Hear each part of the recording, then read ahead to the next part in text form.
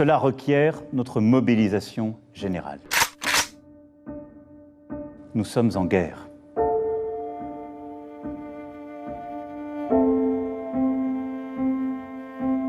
Les masques sont inutiles si vous n'êtes pas malade, si vous n'avez pas été personne contact proche de personnes malades. J'insiste.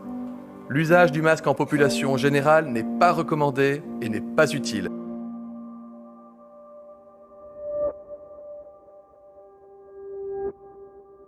Une fois que vous avez persuadé les gens qui sont en danger de mort, vous en faites ce que vous voulez.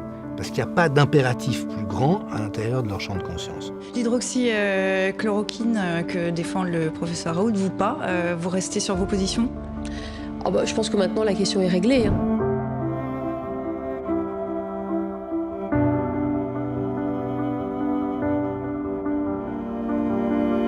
Et il y a une incohérence et des contradictions, mais continues, au niveau politique et au niveau scientifique. Et ça, c'était aussi pour moi un grand scandale de manipulation du public, de leur faire croire que c'était un produit dangereux alors que c'était un produit qui pouvait les sauver à plus de 95%.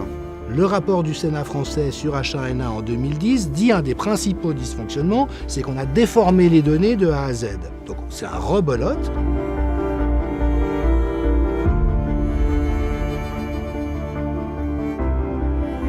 Finalement, le premier mensonge auquel on a été confronté, le tout premier, ça a été les chiffres des morts en Chine. C'est n'importe quoi. Tout ça pour faire peur aux gens, pour leur dire restez chez vous, alors si vous allez au boulot, mettez un masque et attendez gentiment qu'on vous donne un vaccin pour vous sauver.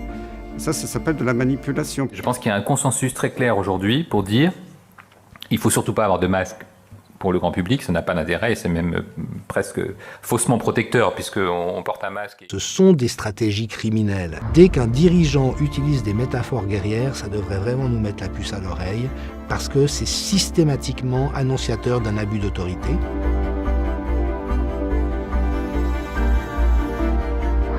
Le monde médical et scientifique a perdu une certaine crédibilité parce que ce débat est clôturé.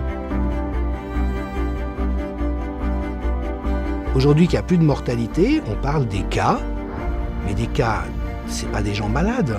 Une épidémie sans malades, ça n'existe pas, ou en tout cas c'est un scoop, c'est une nouveauté.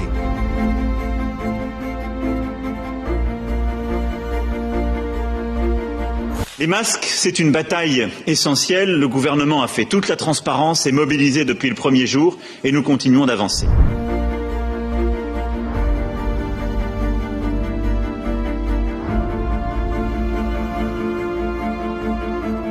Justement à ces contrats d'apprentissage et d'alternance. Je vais essayer d'aller au bout. Deuxième chose, on l'a vu ce matin à travers le campus.